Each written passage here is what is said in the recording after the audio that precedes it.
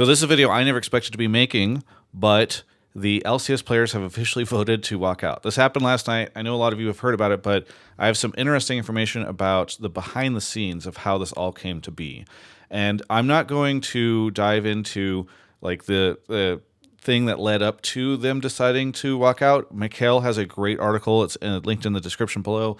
You can check it out if you would like all those details. But we're going to start with basically the time from when they decided they were going to hold the vote up until the vote and just a little bit afterwards. Initially, a lot of people behind the scenes thought that this vote would just not pass. There was a ton of skepticism, including for myself, for many different reasons. One, the players in the past have not always taken the association super seriously. And while people have a misunderstanding of how effective the Players Association has been, at least in the past 2 years, I think generally speaking, there's just a degree of sense that these guys are lazy, that they don't care about it, that there's a lot of players from other regions that are not incentivized to care about a North American development system, and that overall this would be just something that, while some players might feel very passionately about, overall it would likely fail.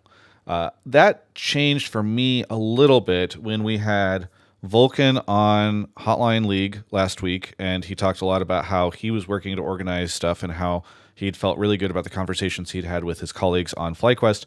And also around that time, I learned that Doublelift was on board with all of this, right? Obviously, he's a really big name in the league. So I think I tweeted at that time something about how my confidence had gone up to about 50-50.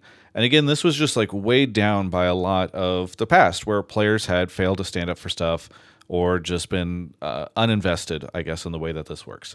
But either way, we got eventually to yesterday, and that's where things started to really heat up because I started to hear from multiple sources that Riot had been reaching out to the teams and basically telling them that games had to be played on Thursday no matter what happens. And teams that failed to do so would face potentially fines and forfeiture if they could not field a legal roster. But that Riot was also going to be extending the deadline by which teams could sign up subs to compete on their teams.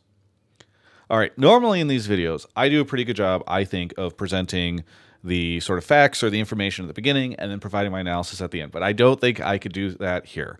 One, I want to mention that Evie also tweeted this out before I made this video. So if you want additional reporting on it or another person, to try to mention that this is happening, feel free to go look at that tweet. But I also reached out to Riot about this almost 24 hours from the time I'm recording this video, and I did not hear back from them.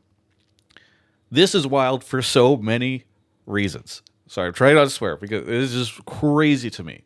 So one, Riot doing this essentially passes on pressure to the teams to ensure that the lockout doesn't happen. Because if you're literally telling them like you're going to face forfeiture and potentially financial repercussions or penalties, like that is just you basically telling the teams like, hey, you need to make sure that games are played, and teams are going to feel pressure to try to make sure that a walkout doesn't happen. So I think that's just a really bad look.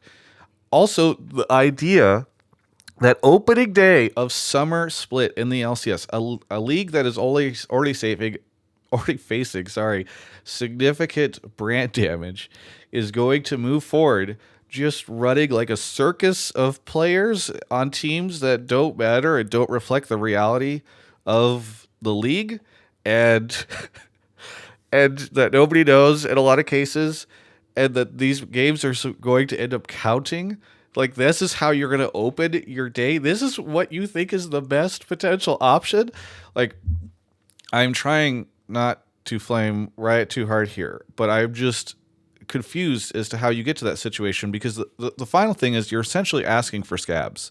Like, for those that don't know, scabs are people who essentially break or cross the picket line, right, whenever folks go on strike. And I'm not sure if that's the exact nomenclature that should be used here because it's a walkout, but I think it is. And there are a lot of repercussions from that. One, probably the biggest, is that the players who scab essentially and who decide to play are likely to face intense criticism from people who are in favor of this walkout or are favoring the players and believe this is a good idea, like you're setting these players up for a lot. I think it is somewhat unfair to ask these potential scabs to do this.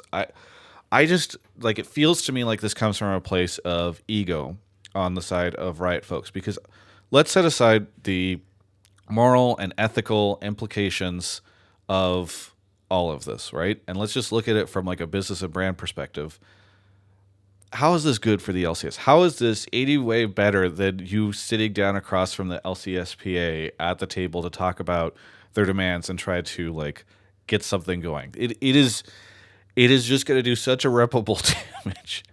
And that's what I don't, even from a business perspective, this is just a bad look. And you had to know that this was going to get reported on. It wasn't just me. It was also Evie that talked about it. Like, the fact that this stuff got out there is in and of itself just a really bad look. So I'm really shocked that this is the path that they took. Again, not only because it's probably not going to sit well with a lot of people from an ethical standpoint, but also it's just not a good idea. And I know a lot of folks at Riot are probably watching this video right now and you're frustrated that I'm like blowing you up. I wish I had been in the room to try to convey to you guys how bad of an idea this is. And instead, the only thing I could do is sit on the outside and watch this and talk about it in a video, because damage has already been done just for the very fact that like this stuff is getting out there. So let's get back to the vote.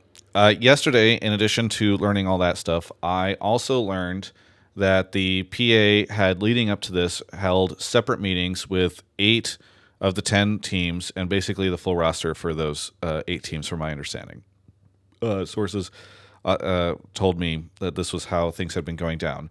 Of the 2 teams that didn't, one was 100 Thieves, where Double Lift showed up individually, had a conversation with the PA, and then conveyed to the PA, like, hey, all of the 100 Thieves rosters on board.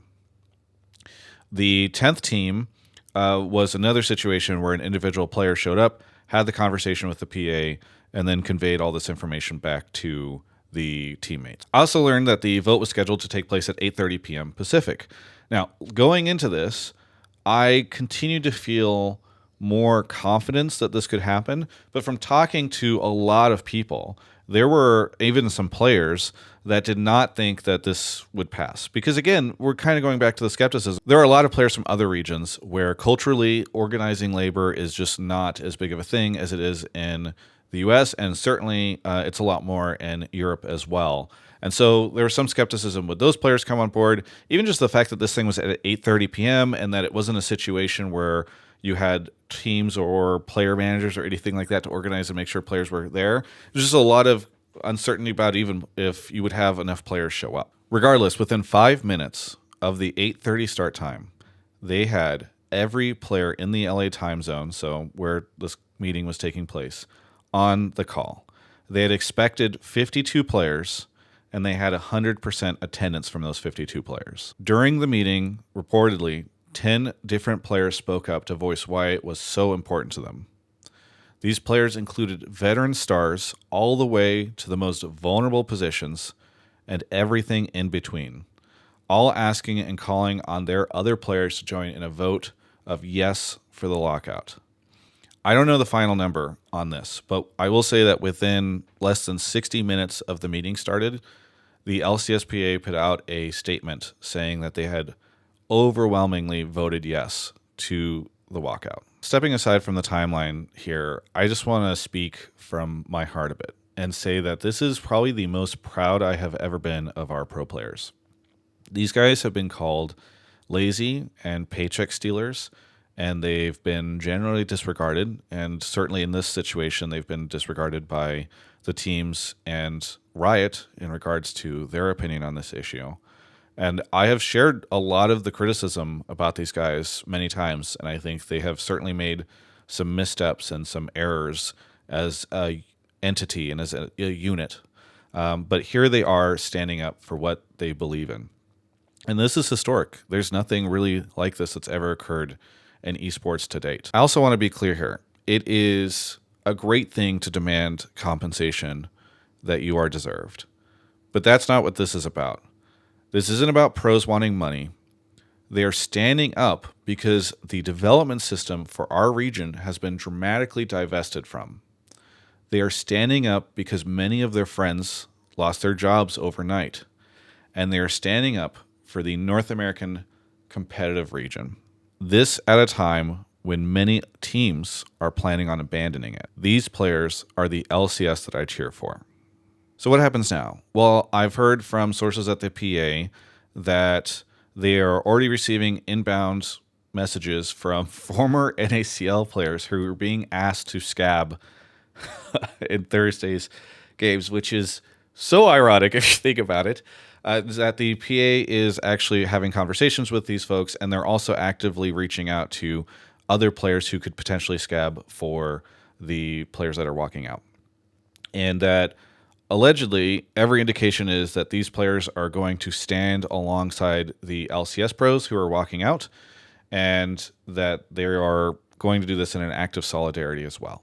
Now, my source at the PA claims that deals are actively being turned down by these players, and that there's every indication that these potential replacements are going to act in solidarity with the LCS pros who are walking out. Now, I want to end this video with a clip from a panel interview that I did back in 2017 when franchising was announced. For those that don't know, Riot had actually established the PA, or at least helped to do so, even though it's no longer funded by them. And this idea was to make sure players didn't get lost in the relationship between teams and Riot. So here's how it was described that those three parties were intended to work together. Hey, we'll actually have, parties, whether pros or ownership groups that we know are invested in the long-term success of the league and who, have had the chance to, and the security to really build for that long term. And I think that's going to create a basis for some really great conversations around whether it's league structure or anything else about how can we make the NALCS a better experience for fans, more competitive, like a more successful league. And I think that, in those matters where we're really looking to make the NALCS as best as it can, like we're excited to have those conversations and to have other voices sort of in the room debating about, hey, is it this idea or that idea? Like what's the best structure? Broadcast days, et cetera. Like these are the things that sort of affect all of us, and collectively we should all have some input in sort of making the best decision possible. Now, setting aside how absolutely hilarious it is that the broadcast days thing was mentioned there, we're just going to ignore that for now. I do honestly believe that Riot wanted to ensure that players had a seat at the table and were not just disregarded in big decisions and things that impacted them. And last month, it sounds as though, based from conversations from the PA, they were denied that opportunity to be at the table. I certainly hope they can find a seat this week. Thank you so much for watching this video. Hey, if you enjoyed this video and you enjoy this type of coverage, please do me a favor. Go check out the links in the description. There's a link to Alienware, who sponsors so much of what I do and makes it so that I can afford to live and have this room and this setup and use this computer they provide me to make videos like this. So I really do appreciate them allowing me to do this because I don't think I could do it without their help. There are also other links down there. You can follow my social media. That always really helps. You can go over to Twitch. And then the final thing is, if you want to, you can become a member of this channel. You can see videos early. It's only $2.99 a month. I intentionally set it very low so that, people can subscribe without it feeling that bad for a lot of you. Don't subscribe if you don't have the means to do so. Again, thank you so much for watching my coverage.